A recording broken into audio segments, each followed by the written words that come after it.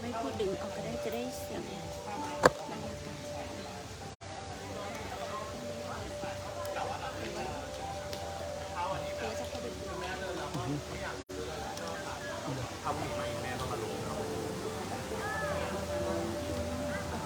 เริ่มเปิดผมแต่จะเป็นรอบๆรอบแรก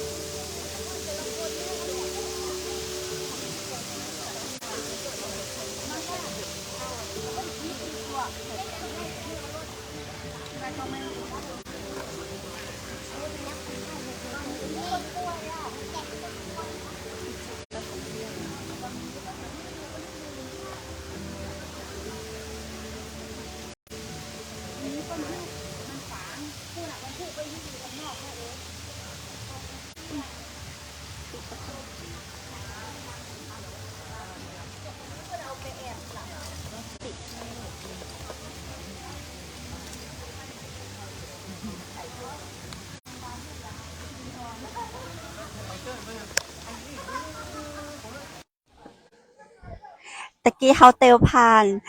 จุดหน่วยปฐมพยาบาลของกองอำนวยการแล้วนะเจ้าพอเขาเข้ามาทางขวามือเปิ้นจะมีเหมือนแผนที่เนาะบอกสตี้แอลของเฮาว่าเฮาเข้ามาจากแต่หนทางเข้ามาจากตรงนี้เนาะจุดที่1เฮาจะเจอประตูแสงลอดนะเจ้าเอาแล้ววันนี้นะเจ้าเพชรจะพาคุณผู้ชมเข้าไปตามตีเปิ้นตั้งไว้ฮือแต่ละจุดอย่างจุดประตูแสงลอด2พงแสงอุโมงค์โคมนะเจ้าต้นไม้สีลูกกวาดเส้นแสงน้ำพุฮ้อนสีสันซุ้มแสงลำธารไฟเจ้าเดี๋ยวจะปาไปพอก่อยกันแล้วกันคุณผู้ชมเจ้าตึง10จุดนี้นะเจ้าในน้ำพุร้อนสันกำแพงซึ่งงานวันนี้เป็นวันเริ่มต้นในพิธีเปิดเราจะมีไปจนถึงวันที่30กรกฎาคมนะเจ้าเจินเจ้าตอนนี้คนก็เริ่มทยอยเข้ามาแอลงานเพราะว่าในวันนี้จะมีพิธีเปิดเนาะเมื่อค่ำวันนี้ละเจ้าแหมสักก้ามเนี่ยจะมีตังรัฐมนตรีจากสำนักปลัดกระทรวงการท่องเที่ยวและกีฬาเปิ้นมาตัวยเน้อเจิญเน้อเจ้า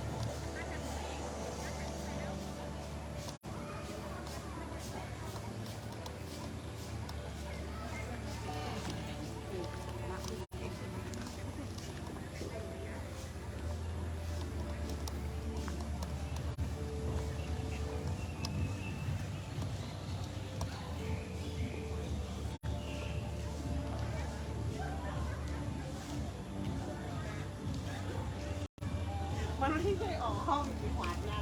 มันก็จะกินแค่นี้แหละมันก็คงไม่พอ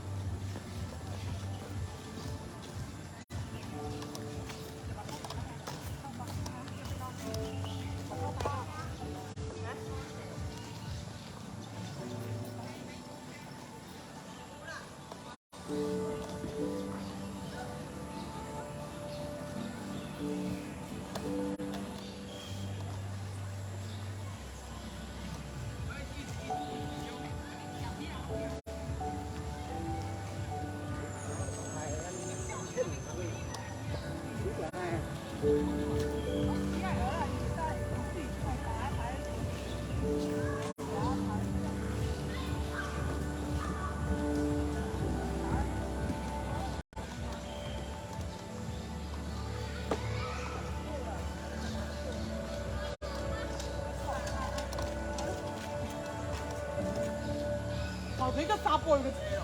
那一个可以啊，那个比较。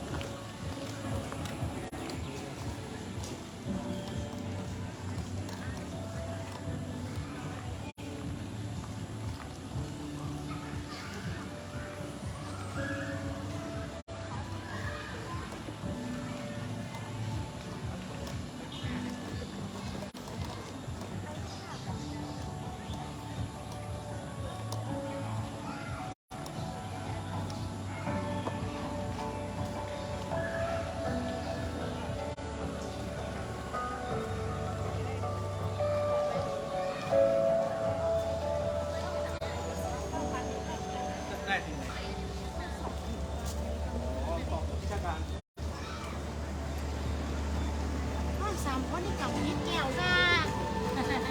ในพื้นที่ราชการ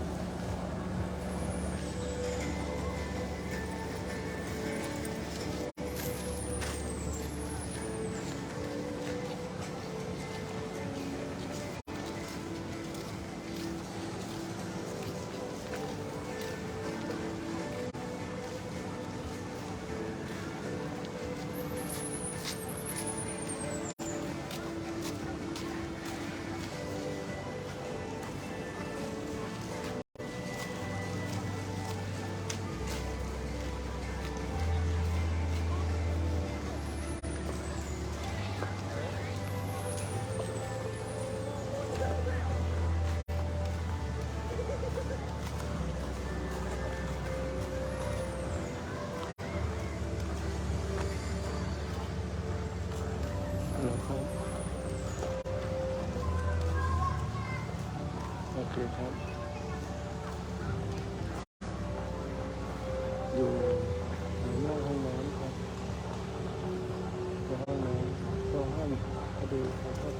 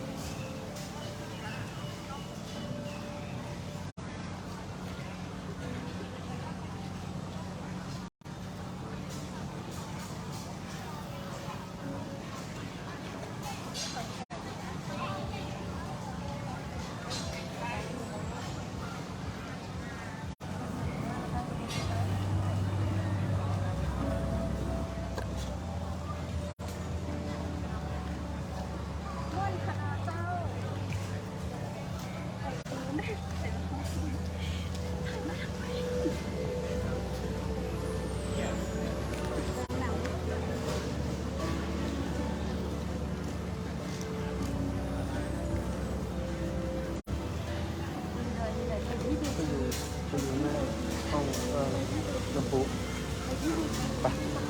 ไปเลยไม่รู้เราต้องเข้าด้านหน้าเราเข้าด้านหน้าไหม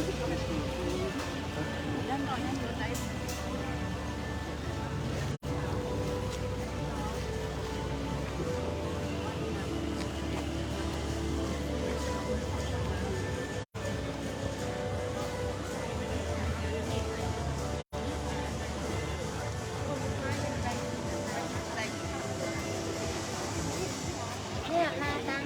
กำลังเตียวเข้ามา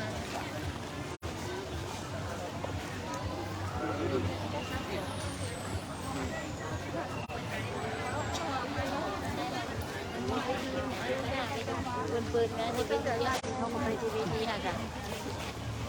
แล้วปุ่นแป้งไหม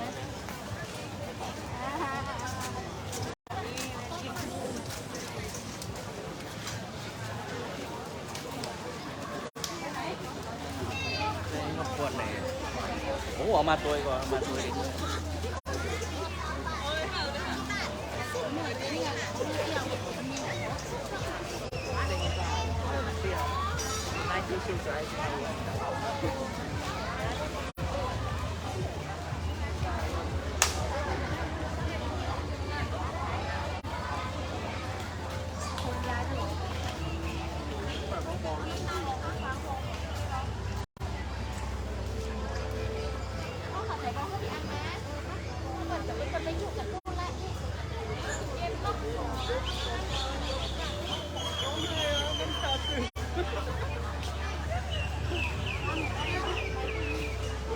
น้ำลงไปถามดูนะเออคือนะ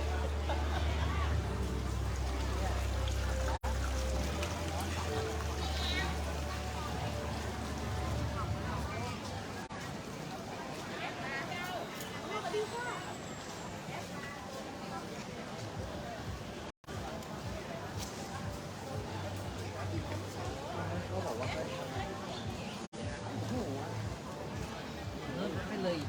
โอ้โหไม่เนี่ยพูดได้ยัง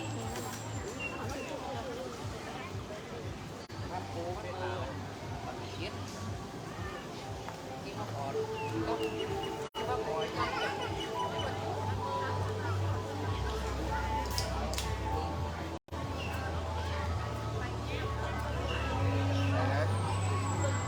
คุณเขียนชื่อติดขายไว้เหรอคุณลุง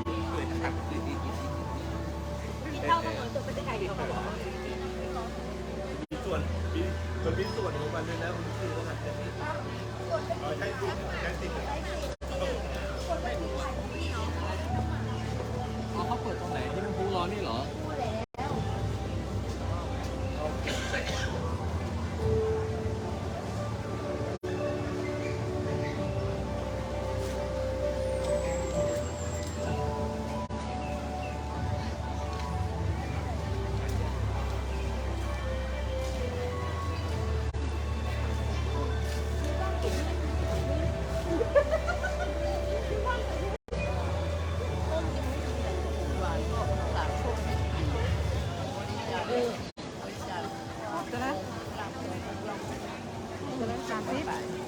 กี่ปีแล้วคะ10 ปีโอ้รวยเนาะจะได้แล้วเนี่ยก็หายไปแล้วเลยว่า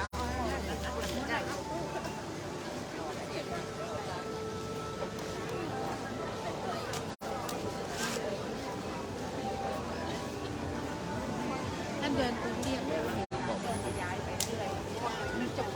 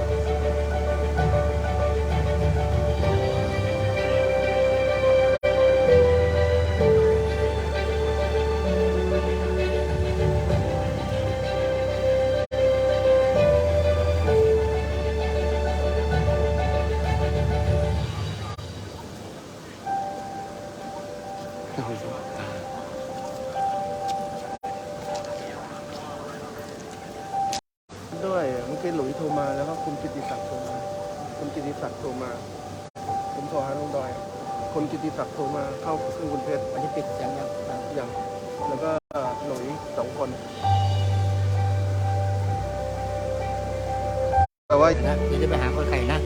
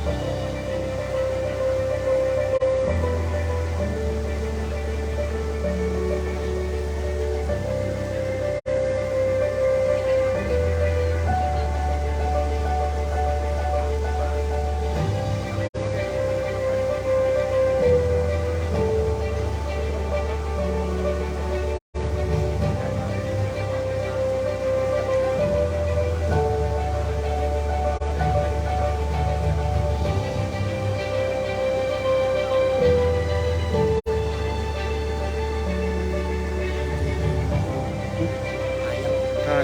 ใช่ในตลอด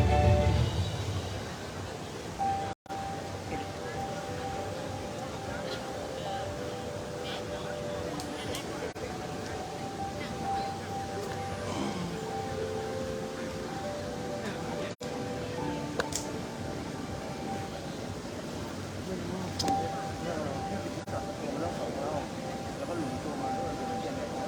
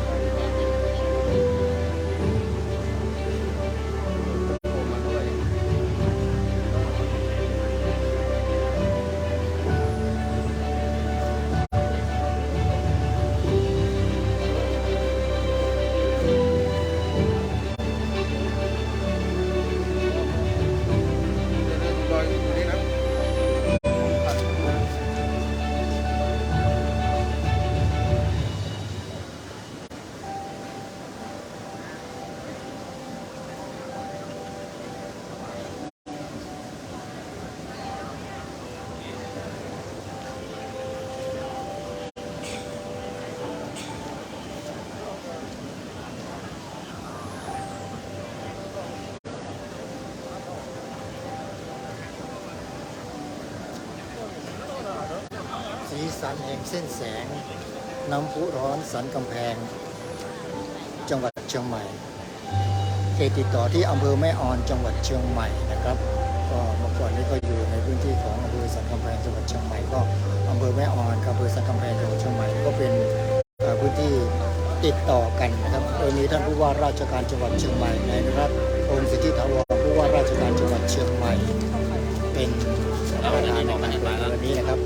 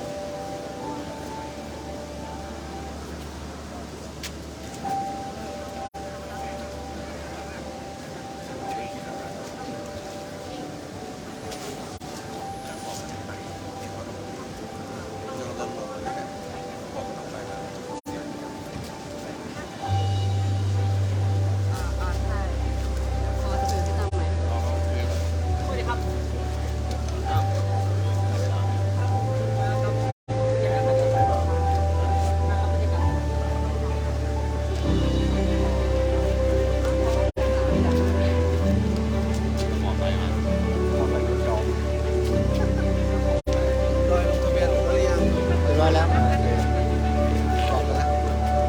บอกว่าถ้ามีใครโทรมาให้ตัดออกฮัลโหลพี่จอนลงทะเบียนยัง เรียบร้อยแล้วพี่จอนเรียบร้อยแล้ว พี่จอนลงแล้วนะ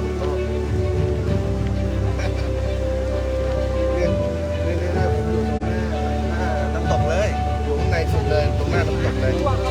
จ้ะน้ำพุน้ำพุน้ำพุน้ำพุน้ำตกน้ำพุด้านในสุดเลยอยู่น้ำพุน้ำพุคู่น้ำพุ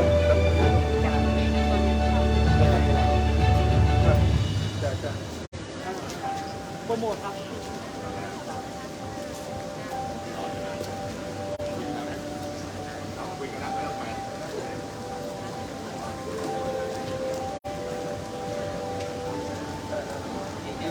ที่ถ่ายไว้ด้วยนะเพราะว่า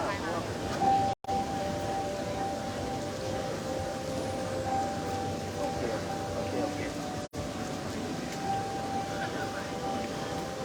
ได้เลย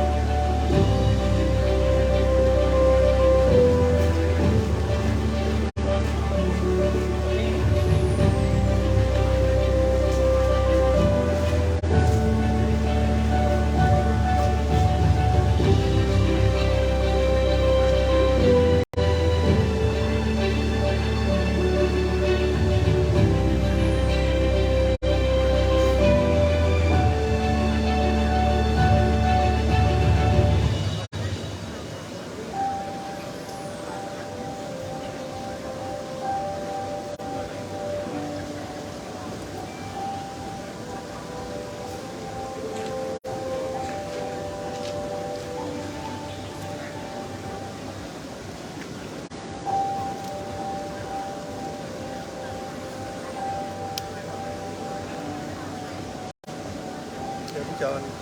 จอนก็ถ่ายรูปอะไรเสร็จแกก็จะกลับนักข่าวกลับก่อน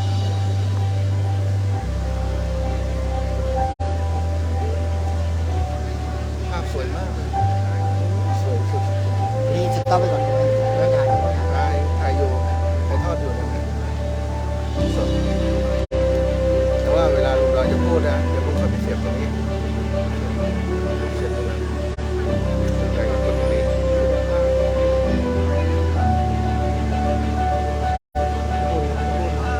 เ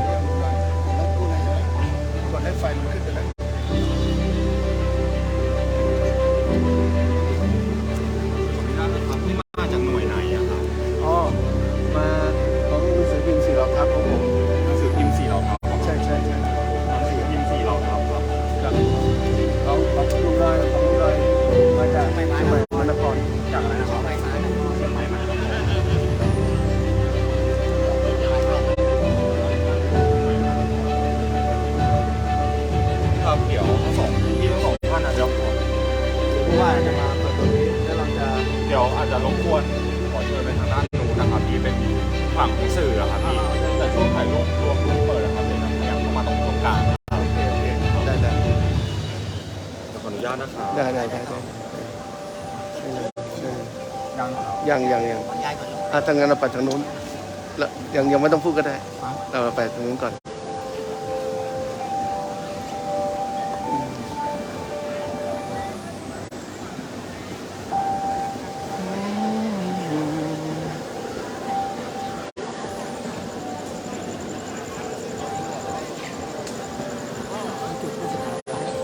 ครับตอนนี้นะ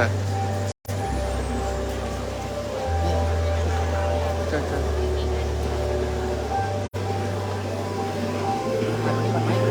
รับได้โยมได้ตลอดเดี๋ยวผมเสียบแล้วลุงดอยก็พูดนะ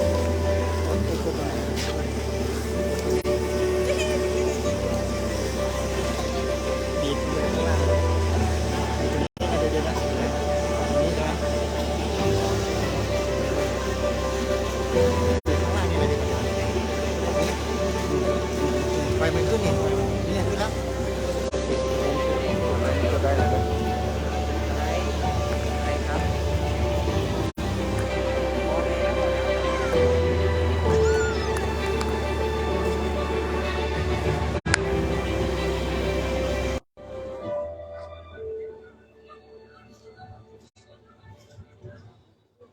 สวัสดีครับท่านผู้ชมตีฮักตีเคารพครับท่านผู้ชมขณะนี้เชียงใหม่มหานครสถานีวิทยุเชียงใหม่มหานครและทีมเพจของเชียงใหม่มหานครได้มาที่น้ำพุฮ้อนสันกำแพงครับเป็นงานสีสันนะครับแห่งเส้นแสงน้ำพุฮ้อนสันกำแพงอยู่ที่อำเภอแม่ออนจังหวัดเชียงใหม่นะครับว่าเป็นเขตติดต่อกันของอำเภอสันกำแพงและอำเภอแม่ออนนะครับแล้วเมื่อก่อนนี้นะครับน้ำพุร้อนนี้ก็อยู่ในอำเภอสันกำแพงจังหวัดเชียงใหม่แล้วก็ตอนนี้นั้นนะครับก็เปิดแบ่งการภูมิประเทศเนาะในการปกครองเป็นอำเภอแม่ออนแล้วนะครับตามโครงการพระราชดำริครับโดยเฉพาะอย่างยิ่งแล้วปีนี้นั้นนะครับก็เป็นปีที่เป็นมหามงคลครบรอบ72 พรรษาของพระบาทสมเด็จพระเจ้าอยู่หัวนะครับซึ่งในงานนี้การท่องเที่ยวแห่งประเทศไทยได้จัดขึ้นนะครับโอ้เป็นแสงสีเสียงบอกว่าแสงสีนะแสงสีเส้นแสงครับสีเส้นแสงน้ำพุร้อนสันกำแพงอำเภอแม่ออนจังหวัดเชียงใหม่ตามโครงการพระราชดำริซึ่งมีท่านผู้ว่าราชการจังหวัดเชียงใหม่นายนิรัตน์วงศ์ศิริถาวรเป็นประธานในพิธีเปิดในวันนี้นะครับเอาเฉพาะว่าน้ำพุร้อนสันกำแพงนั้นนะครับมีจุดไฮไลท์ทั้งหมดถึง10 จุดด้วยกันนะครับแต่ละตีละแห่งนะแล้วก็เป็นน้ำพุร้อนที่ว่าถ้าหากว่าเขาถ่ายออกมาแล้วหรือภาพออกมาแล้วในตอนแรงตอนเย็นตอนกลางคืนนี่จะได้ภาพที่สวยๆเหมือนน้ำพุที่อื่นนะครับน้ำพุร้อนที่อื่นก็อาจจะเป็นน้ำพุร้อนที่เราพอได้ตอนกลางวันนะครับอันนี้พอได้ทั้งตอนกลางวันกลางคืนยิ่งสวยสดงดงามเพราะว่าพุ่งขึ้นมาครับเป็นแสงนะแสงนะครับแล้วก็เส้นแสงเสียงเส้นแสงเหมือนกับกัมติว่านะครับน้ำพุร้อนแสงกำแพงนี่นะครับพอหันแล้วว่าตอนนี้นั้นทางจังหวัดเชียงใหม่ก็ได้จัดกันขึ้นในโครงการดังกล่าวนี้นะครับโดยเฉพาะอย่างนี้แล้วตอนนี้มีพี่น้องประชาชนมาแอลพอน้ำพุร้อนสันกำแพงเชียงใหม่นี้จำนวนนักครับก็เพราะว่าทั้งสื่อมวลชนทุกแขนงครับได้มาร่วมกันในงานครั้งนี้นะครับและนอกจากนั้นแล้วครับกระผมดีเจดอยนะครับจากเชียงใหม่มหานครนะครับดีเจดอยมิ่งขวัญตารักษาจากเชียงใหม่มหานครพร้อมกันนั้น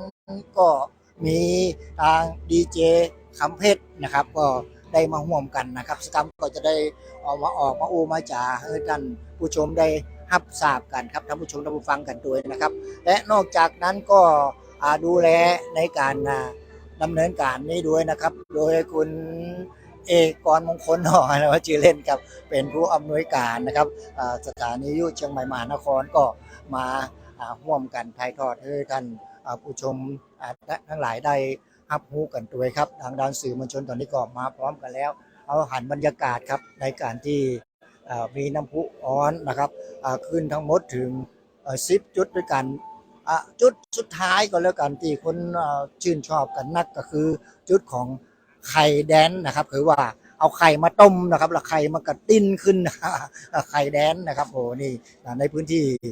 ก็จะได้หันหลายจุดครับเส้นสายต่างๆเขาอ่านภาพออกไปแล้วนะครับพี่น้องประชาชนก็จะได้มาพอกันนะครับโดยเฉพาะอย่างยิ่งเป็นแหล่งท่องเที่ยวที่จังหวัดเชียงใหม่บอกว่าโอ้โหโครงการนี้ได้พอแล้วจำนวนถึงร่วมกันแล้วนะครับลงทุนไปนะร่วมโครงการท่องเที่ยวแห่งประเทศไทยนี่บอกว่า3,800 ล้านนะครับเนี่ยนะโอ้โหดำเนินการกันขึ้นนะครับและนอกจากนี้แล้วครับแสงสีเสียงตอนนี้ก็จะหันว่าทางด้านสื่อมวลชนพี่น้องประชาชนด้วยความสนใจมาแอลมาพอมาก้อยกันเป็นจำนวนนักครับในขณะนี้นะครับและนอกจากนั้นแล้วครับตะกี้นี้เขาจะได้หันภาพที่ได้ถ่ายทอดสดให้ท่านผู้ชมได้พอได้ก้อยกันนะครับทางเพจของเชียงใหม่มหานครนะครับสักกรรมหนึ่งครับก็จะมีพิธีเปิดโดยท่านผู้ว่าราชการจังหวัดเชียงใหม่เป็นประธานในพิธีท่านผู้ว่านิรัตน์ พงษ์สิทธิถาวรผู้ว่าราชการจังหวัดเชียงใหม่ก็จะมาเป็นประธานในพิธีนะครับและนอกจากนั้นในวันนี้นั้นนะครับก็ยังมีคณะของแขกผู้มีเกียรติทั้งหลายทั้งปวงได้มาร่วมกันด้วยครับสกรรมเขาจะรู้ว่ามีไผ่มาร่วมในงานกันพ้องนะครับผม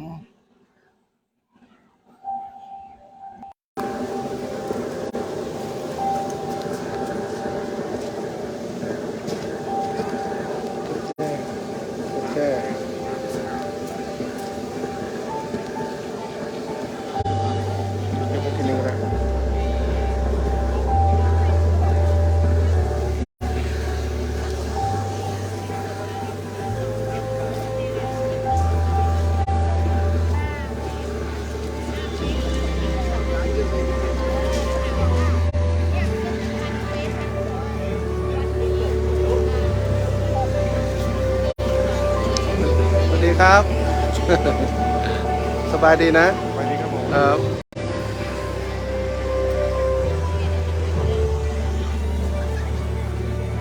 างไม่ดีไม่เอานะไม่เอาละเดี๋ยวก็จะเปิดงานแล้วเดี๋ยวถ่ายวิดีโอไปให้หน่อยโอเคเ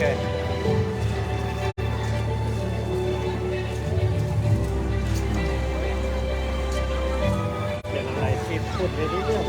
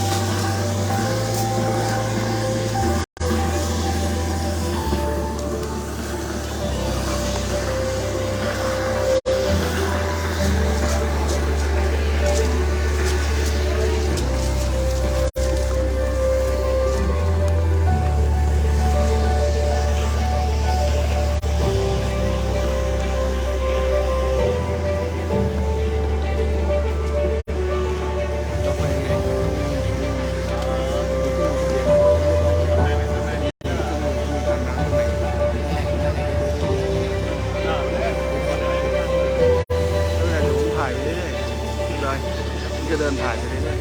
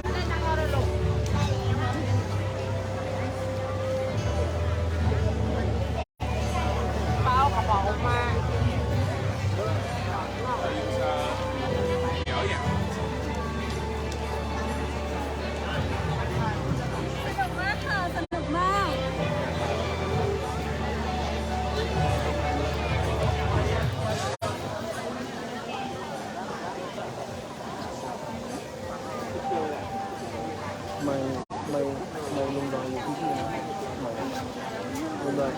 พูดเลยมึงเลยพูดเยอะ คุณมาแล้วเจ้านะ พูดเยอะเลยมึงเลยพูดเลยใหม่พูดเยอะนะ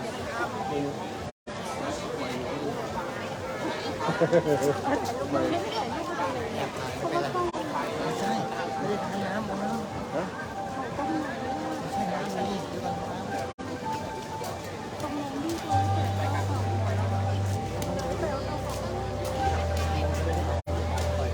เดี๋ยวครับคุณนกครับ ำ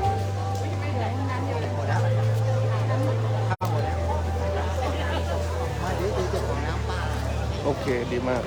เลยครับจ้า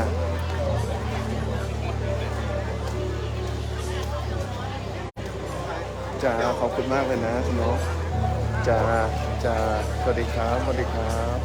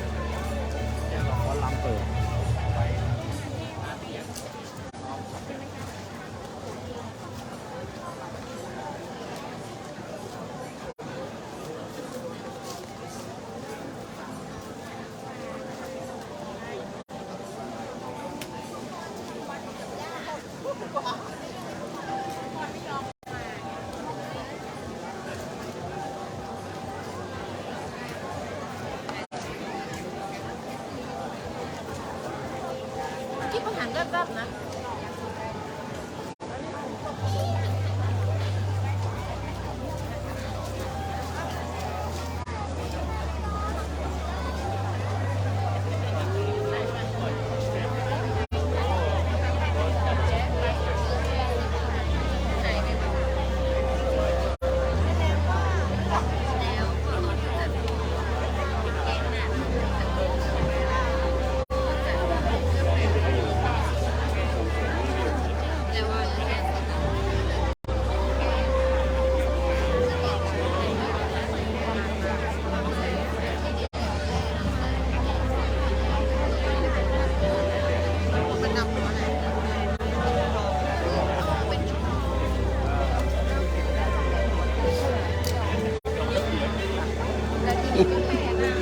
ขอบคุณมากครับลุงดอย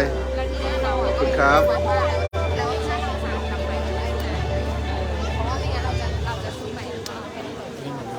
โหดีมากเลย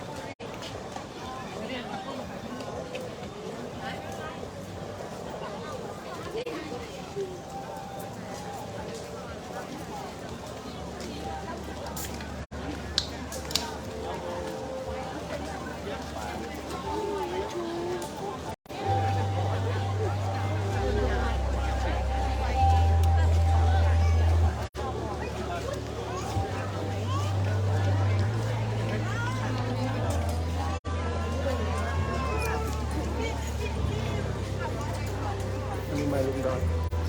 ตัวไปนี่นะ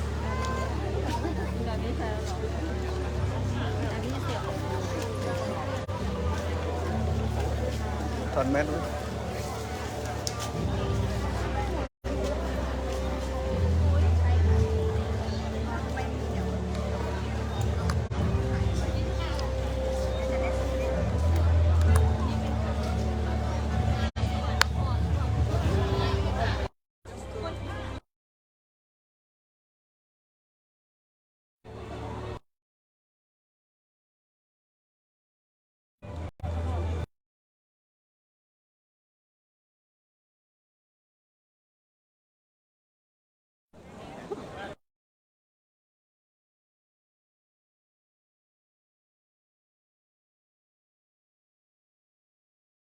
สื่อมวลชนนะจ๊ะ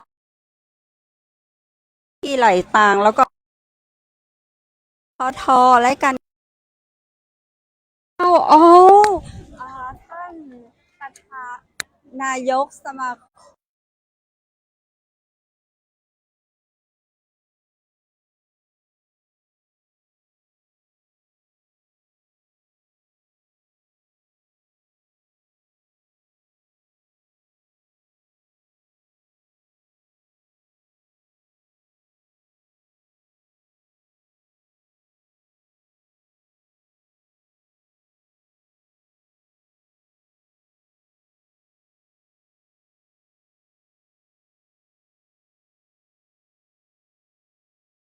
ครับผม เจ้า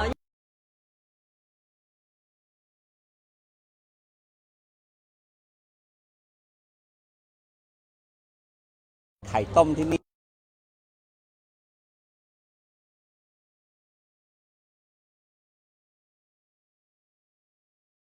นะฮะน้ำ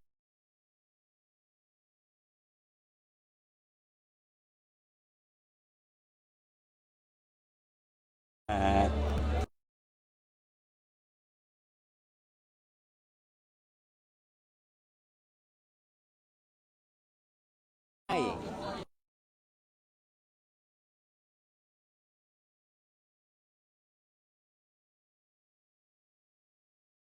เจ้าเดี๋ยวไปแอลสมัยล้านนาเจ้าผู้จัดการสมัยล้านนาแล้วก็ท่าน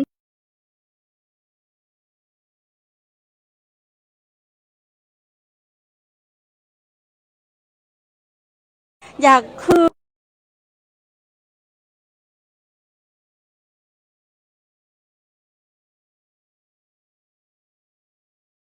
ต่าง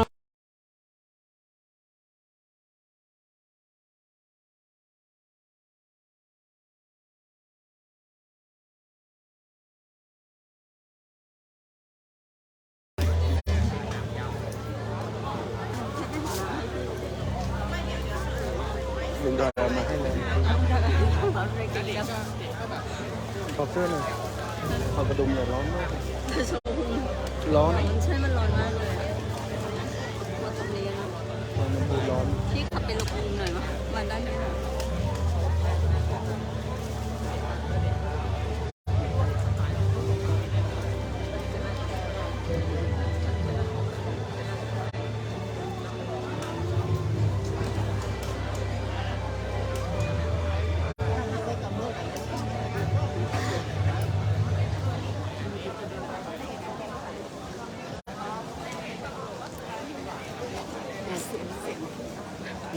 เสียง เสียงธรรมชาติแล้วตอนนี้ใครคุยกันได้ยินหมดธรรมดา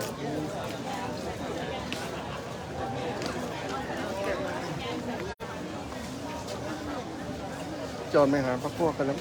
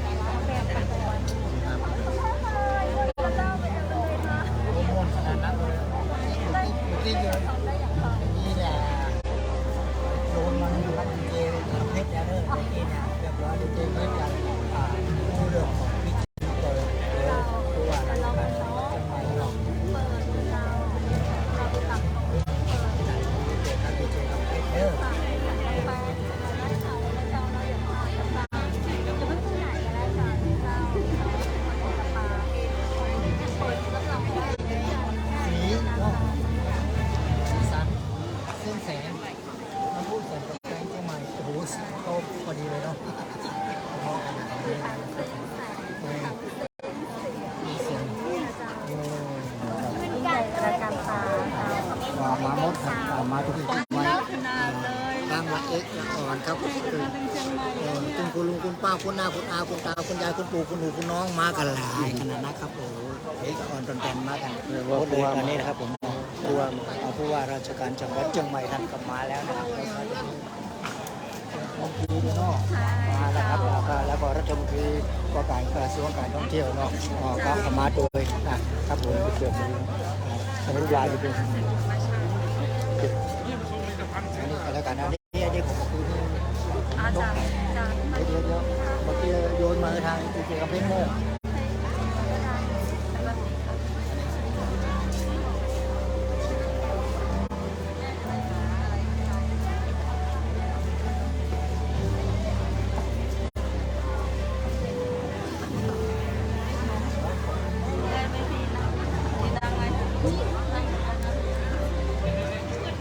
ให้สื่อมวลชนนั่งถนน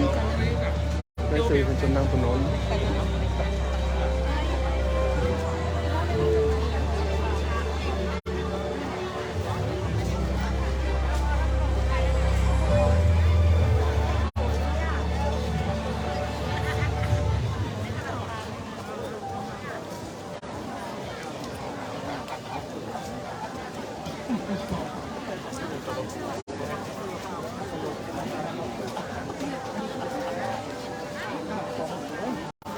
ไม่มีอะไรเลยป่ะ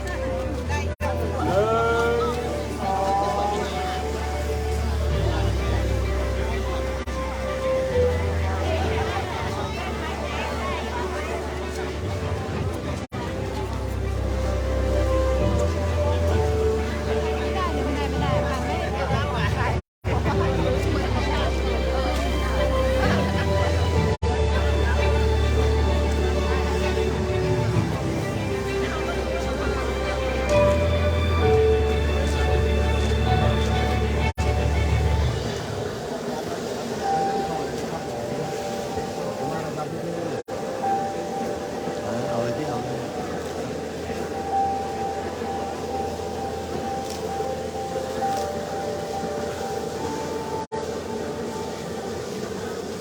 เรียบร้อยไหมครับ ขออนุญาตนะครับผม ถ้าเรียบร้อยแล้วขออนุญาตนะครับ ขอบคุณมากครับพี่ระวังด้วยนะครับพี่ระวัง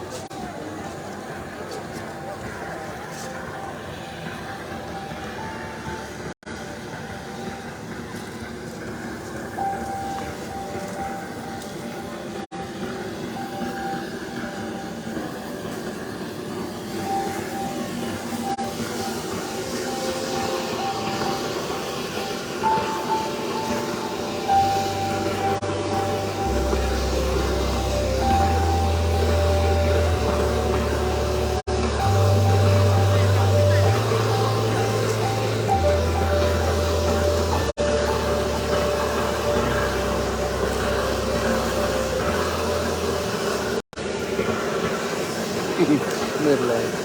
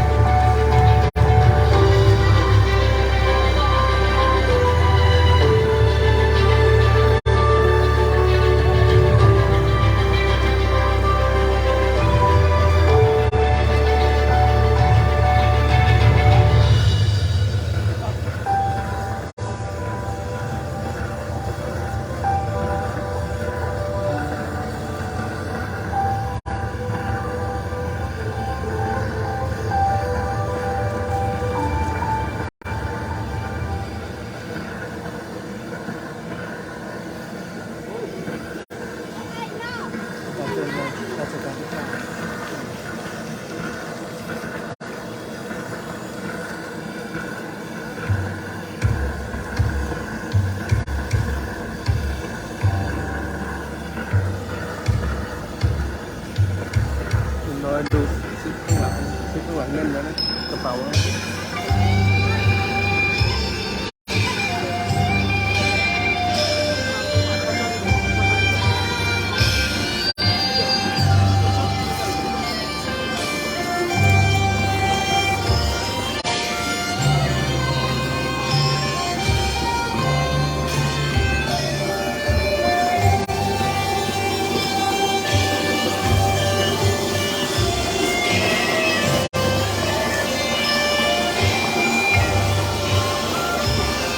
ฟ้อนเทียน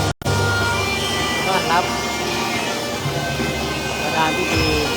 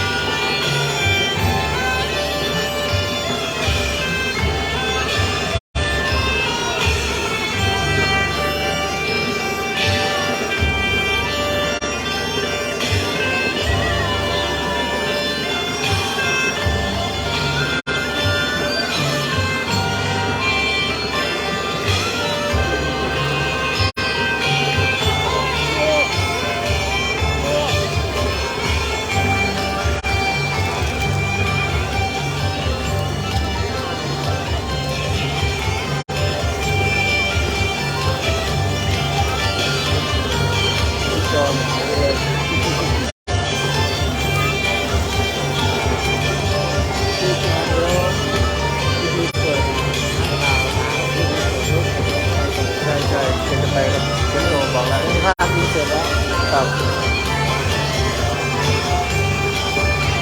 แกเป็นคนที่มีวิธีโลกเรียกว่าโลกวิธี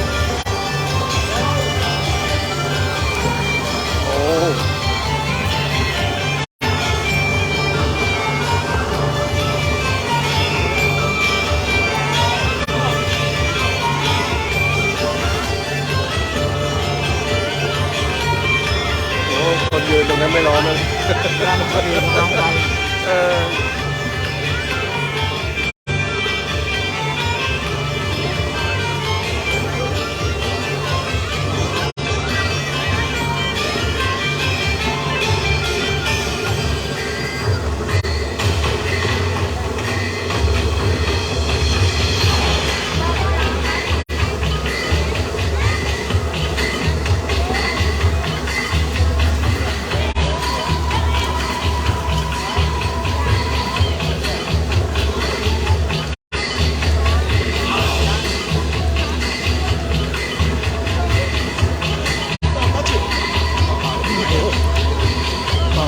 ปันไฟอบรมมัน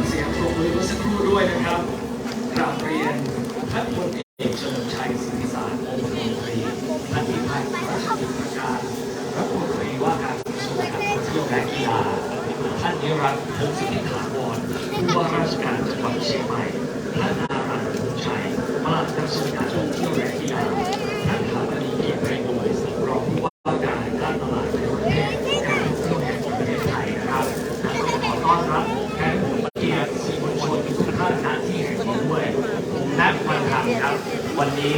รับหน้าที่เป็นพิธีกรนะครับที่จะนำเสนอความวิจิตรนะครับความมหัศจรรย์ธรรมชาติมาอยู่ในประเทศไทยนะครับต้องบอกว่าธรรมชาติของเราเนี่ยไม่แพ้ชาติไหนจริงๆนะครับต้อนรับทุกท่านนะครับเข้าสู่วิจิตรและเชียงใหม่สีสันเส้นแสงน้ำพุร้อนสันกำแพงโครงการตามพระราชดำริครับเพื่อเป็นการเฉลิมฉลองเนื่องในวโรกาสวันเฉลิมพระชนมพระบรมรามาธิบดีศรีสิงห์พระมหาวชิราลงกรณ์พระวชิรเกล้าเจ้าอยู่หัวครับงานนี้จัดโดยการท่องเที่ยวแห่งประเทศไทยนะครับพร้อมด้วยพันธมิตรทั้งภาครัฐและภาคเอกชนที่เราได้ร่วมกันเนรมิตพื้นที่ณน้ำพุร้อนสันกำแพงอำเภอแม่อ่อนจังหวัดเชียงใหม่นะครับเต็มไปด้วยการประดับแสงสีเสียงตระการตาทั้งหมดมี10 จุดที่น่าสนใจวันนี้ลื่นแล้วนะครับพอเริ่มพักแล้วเนี่ยแสงไฟและเสียงเนี่ยจะมีความสวยงามเพิ่มมากขึ้นแน่นอนนะครับในโอกาสแรกนี้ครับผมขอเชิญทุกท่านนะฮะเข้าสู่พิธีเปิดงานวิจิตรแอคชั่นใหม่สีสันเส้นแสงน้ำพุร้อนสันกำแพงโครงการตามพระราชดำริเรียนเชิญท่านนิรันดร์พงศ์สุทธิถาวรผู้ว่าราชการจังหวัดเชียงใหม่ให้เกียรติขึ้นกล่าวต้อนรับขอกราบเรียนเชิญครับ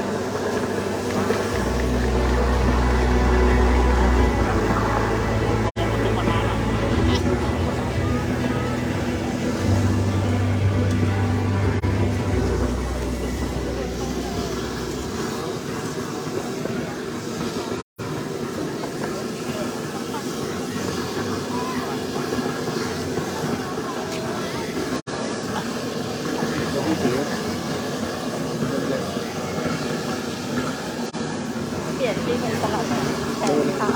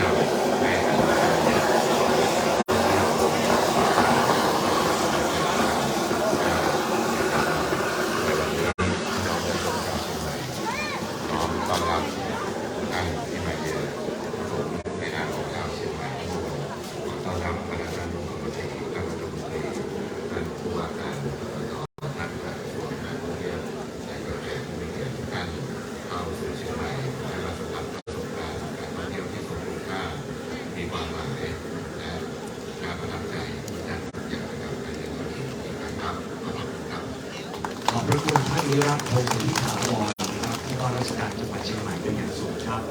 ลำดับต่อไปครับผมขอกราบเรียนเชิญท่านพิพัฒน์รัชกิจประการรัฐมนตรีว่าการกระทรวงการท่องเที่ยวและกีฬากล่าวถึงวัตถุประสงค์การจัดงานขอเรียนเชิญครับ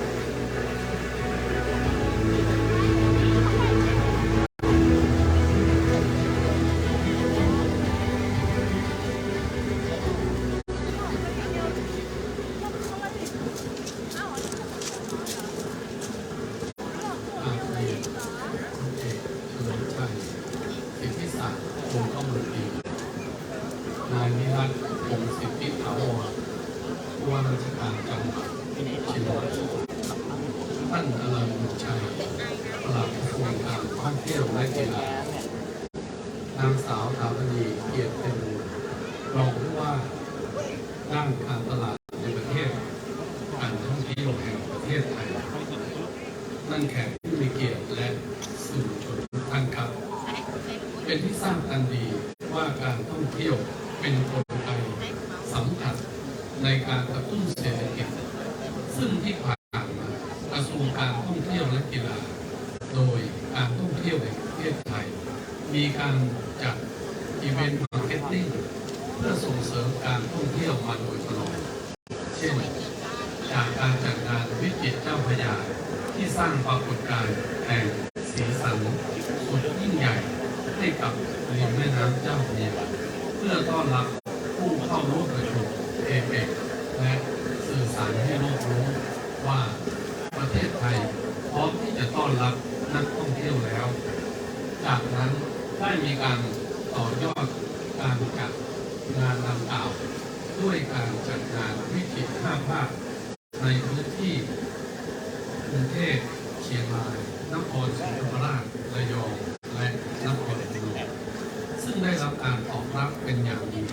มีผู้เข้าร่วมกิจกรรมกว่า 830,000 คน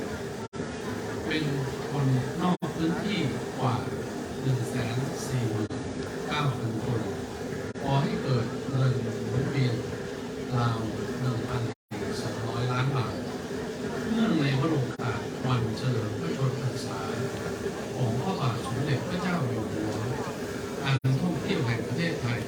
จึงได้ดำเนินการจัดงานวิจิตรแอดเชียงใหม่สีสันแห่งเส้นแสงน้ำพุร้อนสันกำแพงโครงการตามพระราชดำริภายใต้แนวคิด Spin of Life Spring of Life น้ำพุแห่งชีวิตเพื่อเป็นการเฉลิมพระเกียรติและต่อยอดความสำเร็จจากการจัดงานวิจิตร5 ภาคสู่การส่งเสริมการท่องเที่ยวน้ำพุร้อนสันกำแพงผ่านการบอกเล่าจุดเริ่มต้นของน้ำพุร้อนสันกำแพงจากโครงการหมู่บ้านสากลสันกำแพงตามพระราชดำริปีพ.ศ. 2518 สู่กิจการน้ำพุร้อนสันกำแพงแม่ยอนแม่อ่อนตามพระราชดำริปีพ.ศ. 2527 ที่ได้พัฒนาคุณภาพชีวิตของประชาชนมาจนถึงปัจจุบันซึ่งการจัดงานตั้งแต่วันนี้ถึงวันที่ 30 กรกฎาคม 2566 ณ น้ำพุร้อนสันกำแพงอำเภอแม่อ่อนจังหวัดเชียงใหม่ตั้งแต่เวลา 17.00 ถึง 22.00 น. ภายในงานนี้นักท่องเที่ยวจะได้เปิดประสบการณ์และมุมมองใหม่จากการสร้างสรรค์สีแสงในยามค่ำคืนนำเสนอบางเทคนิคแสงสีเสียงประสานสื่อผสมและเทคโนโลยีสมัยใหม่10 แห่งในลักษณะครบเครื่องมือและยังมีการจัดนิทรรศการโครงการพระราชดำริ6 ด้านของพระบาทสมเด็จพระบรมชนกาธิเบศรมหาภูมิพลอดุลยเดชมหาราชบรมนาถบพิตรและพระบาทสมเด็จพระปรมินทรรามาธิบดีศรีสินธรมหาวชิราลงกรณ์พระวชิระ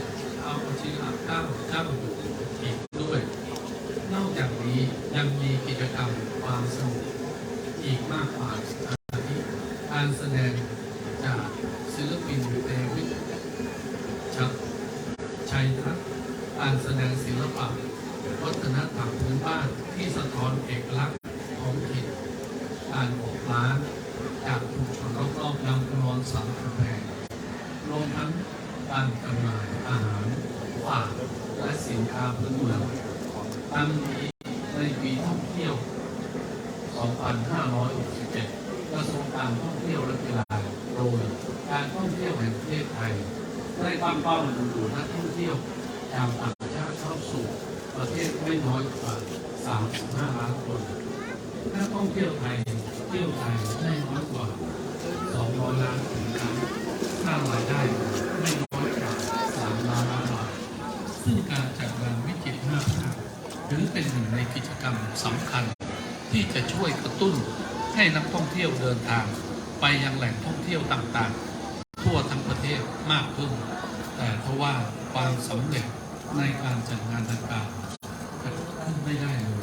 หากกับพันธมิตรในพื้นที่ทั้งภาครัฐและภาคเอกชนซึ่งจะช่วยให้การจัดงานมีความสมบูรณ์มากยิ่งขึ้นครับขอบคุณครับ ขอบพระคุณท่านพิพัฒน์รัชกิจประการ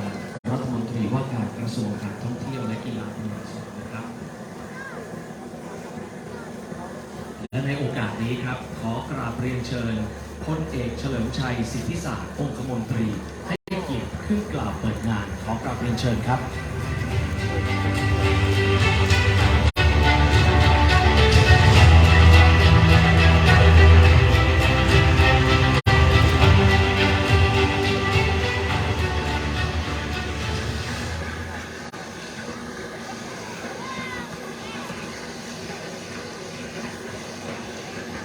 ท่านรัฐมนตรีว่าการกระทรวงการท่องเที่ยวและกีฬา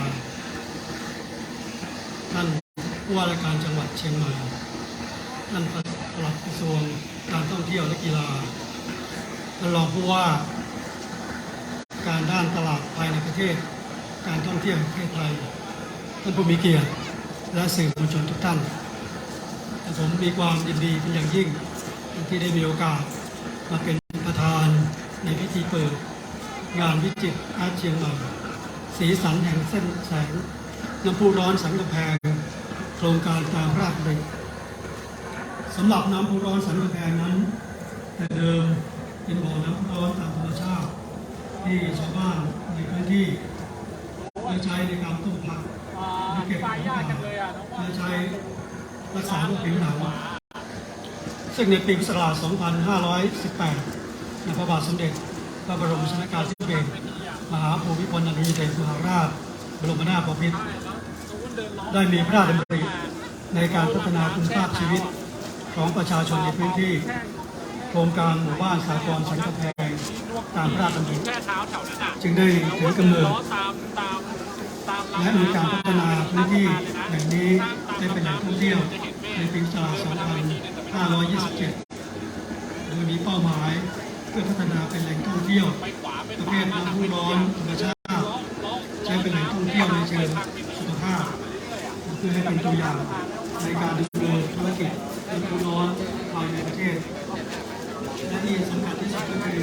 เป็นการสร้างงานสร้างอาชีพสร้างรายได้ให้กับประชาชนที่อยู่ในพื้นที่อย่างยั่งยืนสำหรับการจัดงานวิจิตรแอคชั่นใหม่สีสันแห่งเส้นแสงน้ำพุร้อนสันกำแพงตามโครงการพระราชดำริในครั้งนี้นั้นนับได้ว่าเป็นกิจกรรมที่ส่งเสริมการท่องเที่ยวที่จะเปิดมุมมองทางการท่องเที่ยวให้กับน้ำพุร้อนสันกำแพงโดยภายในงานมีการจัดนิทรรศการเฉลิมพระเกียรติเกี่ยวกับโครงการตามพระราชดำริมีจุดมุ่งหมายมีจุดลงนามเพื่อถวายพระพรเพื่อเฉลิมพระเกียรติพระบาทสมเด็จพระเจ้าอยู่หัว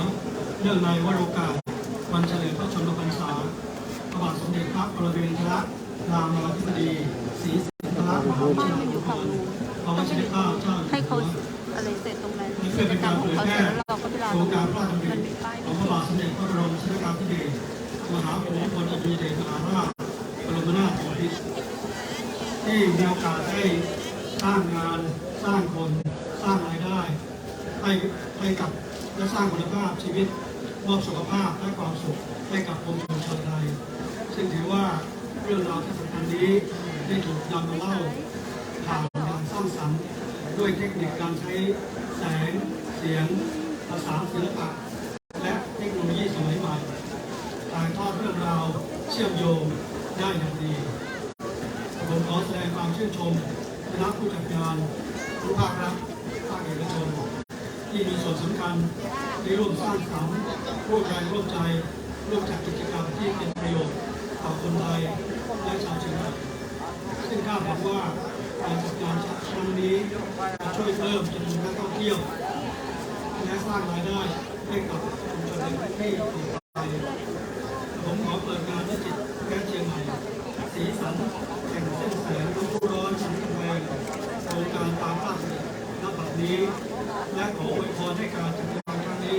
ประสบความสำเร็จตามความมุ่งหมายทุกประการขอบคุณครับ ขอบพระคุณท่านพลเอกชลชัยศิริศักดิ์รัฐมนตรีและขอเชิญท่านอยู่บนเวทีต่อสักครู่นะครับเราจะทำพิธีเปิดงานพร้อมๆกันครับผมขอเรียนเชิญท่านรัฐมนตรีว่าการกระทรวงการท่องเที่ยวและกีฬาผู้ว่าราชการจังหวัดเชียงใหม่ปลัดกระทรวงการท่องเที่ยวและกีฬาและท่านรองผู้ว่าการด้านตลาดในประเทศการท่องเที่ยวแห่งประเทศไทยนะครับเดี๋ยวเราจะร่วมทำพิธีเปิดพร้อมๆกันครับวันนี้นะครับกับงานวิจิตรแอดเชียงใหม่สีสันแห่งเส้นแสงน้ำพุร้อนสันกำแพงโครงการตามพระราชดำริงานนี้ถือว่าเป็นสิ่งที่สวยงามมากๆนะครับที่เราได้ผสมผสานธรรมชาตินะครับกับเทคโนโลยีสมัยใหม่เข้าด้วยกันเดี๋ยวเราจะร่วมนับถอยหลังพร้อมๆกันนะครับทุกท่านณที่แห่งนี้เรามานับพร้อมๆกันครับ5 4 3 2 1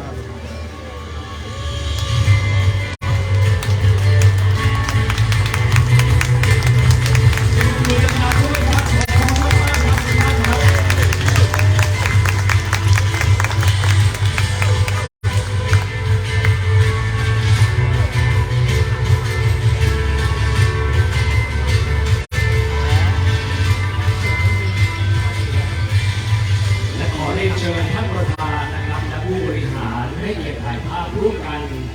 ขอเชิญทุกท่านที่อยู่ณโพเดียมนะครับถ่ายภาพในช็อตแรกก่อนแล้วกันนะครับเชิญครับ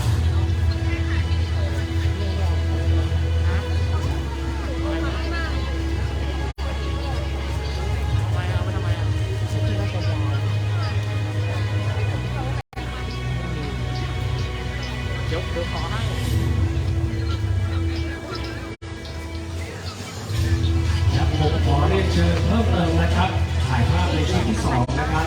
นายกิติอินทรกุลรองอธิบดีกรมพัฒนาสังคมและสวัสดิการนายชลิตทิพย์คำนายอำเภอแม่อ่อนนายบุญส่งคุ้มบุญผู้อำนวยการฝ่ายส่งเสริมการลงทุนอุตสาหกรรมท่องเที่ยวการท่องเที่ยวแห่งประเทศไทยครับนางสาวพัทรอนงค์ ณ เชียงใหม่ผู้อำนวยการภูมิภาคภาคเหนือการท่องเที่ยวแห่งประเทศไทยว่าที่ร้อยเอกสันติวงศ์กุลยเลิศท่องเที่ยวและกีฬาจังหวัดเชียงใหม่นายวีรวัฒน์บุญโชติผู้จัดการกิจการน้ำพุร้อนสันกำแพงคุณเดรบดีเรืองศรีผู้อำนวยการเขตภาคเหนือและภาคกลางนางสาวสุรดารุติลาวันผู้อำนวยการการท่องเที่ยวแห่งประเทศไทยสำนักงานเชียงใหม่และคุณศักดาวุฒิศักดิเศษหัวหน้าสำนักงานจังหวัดเชียงใหม่เรียนเชิญทุกท่านถ่ายภาพร่วมกันในชุดที่2ครับ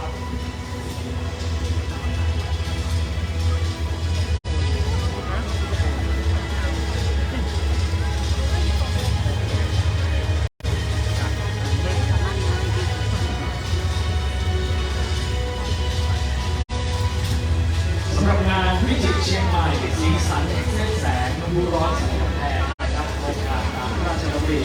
กำหนดจัดขึ้นทั้งหมด7 วันด้วยกันนะครับเริ่มต้นในวันนี้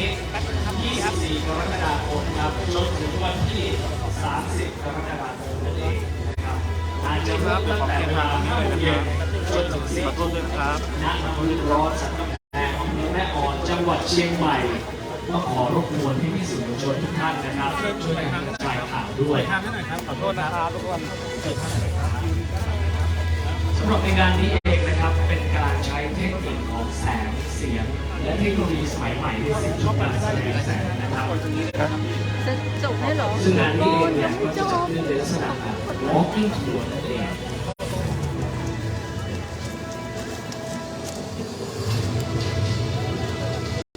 ขอบพระคุณแขกและผู้มีเกียรติท่านประธานที่ร่วมถ่ายภาพกับเราด้วยนะครับขอเสียงปรบมือดังๆอีกสักครั้งหนึ่งแล้วกันครับทุกท่านสำหรับการเริ่มต้น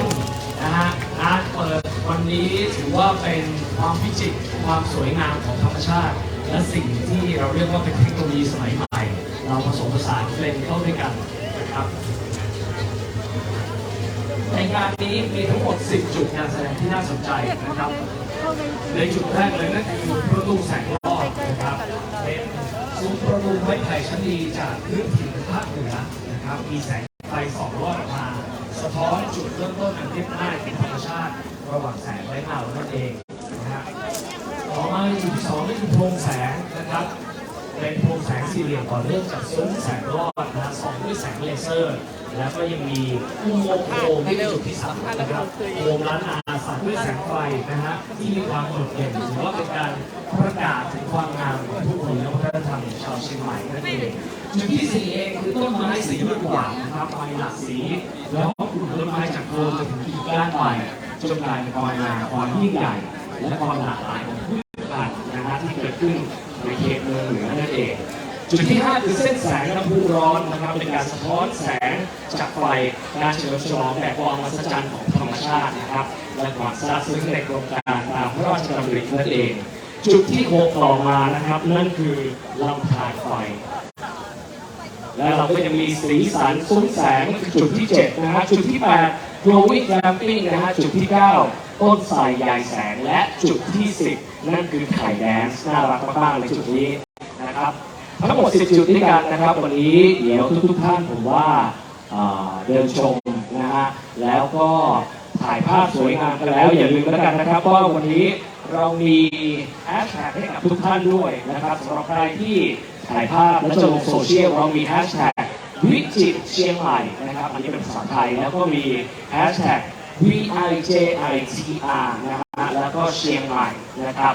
วิจิตรเชียงใหม่2แฮชแท็กนี้ผมว่าแปะกันไว้ได้เลยในวันนี้เองนะครับสำหรับท่านใดที่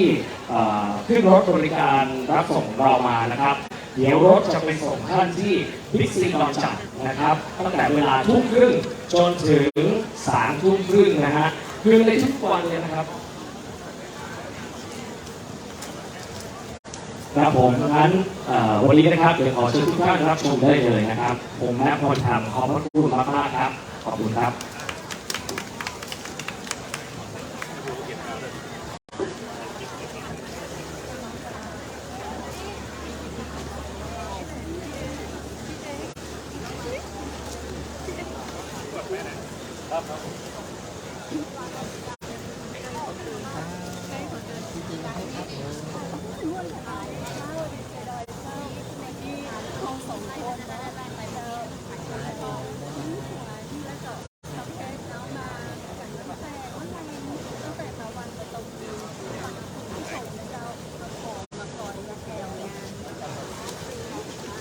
วิจิตรเชียงใหม่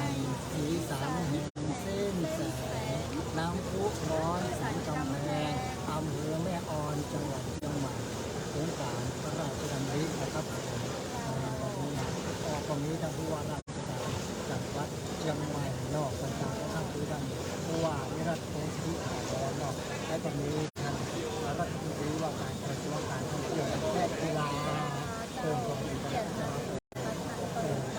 และก็มีท่านประธานองค์คมนตรีเนาะก็ได้ให้การพระราชดำริที่เรียบร้อยแล้วนะครับสำหรับงาน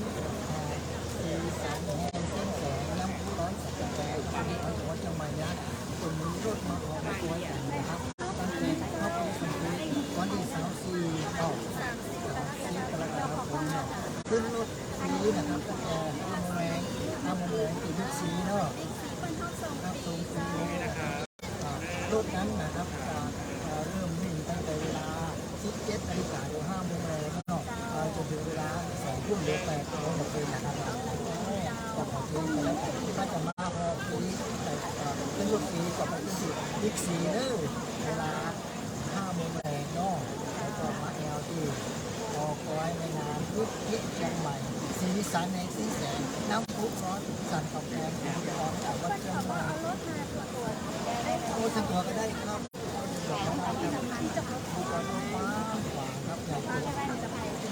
มีชุดแนวผีซิปชุดด้วยกันอ่ะป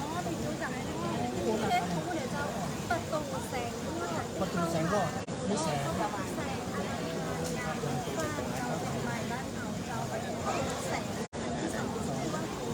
ลงแสงสวยไหนหน่อยชั้น 3ล่ะอุโมงค์โค้งแบบฟ้าเขาจะมีภาพอินเสียงหัวโดยเนี่ยงานแถวอูนนะครับแล้วก็ที่4ร่วมไม้สีกวาดด้านขนาดน้ำที่หนาวเนาะดาวเหมือนดาวเดือนดวงดาวเต็มไปหมดเลยนะครับแล้วก็อันที่5นะครับผู้นำโพสต์เส้นอันที่6ก็คือลำธารไฟเป็นไฟแสงสว่างต่างๆอันนี้เป็นน้ำพุร้อนนะเป็นลำธารไฟเนาะอันดับที่7ก็คือมีซุ้มแสงเนี่ยนะครับก็ซุ้มแสงนะแล้วก็อันดับที่8ครับโกลวิ่งโกลทองวิ่งสวิงทองสวิงแสงทองของอัมไพสวิงไปสวิงมาอันต้องแคมปิ้งครับแคมปิ้งแฮมซ้ำหนึ่งแล้วก็อันที่8กับ9อันที่10ล่ะคนต้นไทรใยแสงเจ้าโอ้ต้นไทรใยแสงต้นไทรเนาะต้นไทรมีแสงเส้นแสงแล้วก็อันที่10ก็คือไข่แดงไข่แดงคือไข่เต้นไข่ไปต้มน้ำพอมันคุกกินถึงแล้วก็ต้มไข่แดงไข่มันจะเป็นจะไปลื้อกันแล้วถึงนำมาแอบประกอบกันเนาะวันที่24หรือวันที่30กรกฎาคมเนาะรับเดือนที่เชียงใหม่สีสันแห่งแสงสีมาเลยเวลาไปนะครับขอบ้านของที่สีสันแสงน้ำร้อนสันกาแฟอำเภอแม่ออนจากวัดเชียงใหม่ครับผมสวัสดีครับทำไมนี่เขาลาเรื่องกับเจ้าไม่เจ้าเขากดร้านให้เขาคุณผู้ชมเพิ่งมาสัมผัสของจริงเนาะมันจะได้บรรยากาศเต้ๆเลยอันเขา2 คนขอลาคุณผู้ชมไปแล้วเนอะสำหรับค่ำคืนนี้สวัสดีเจ้า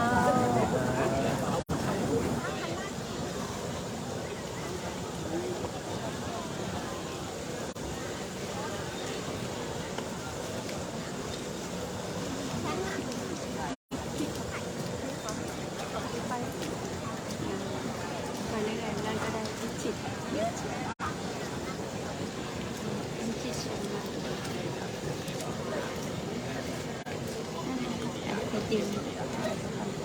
ไปปักนะ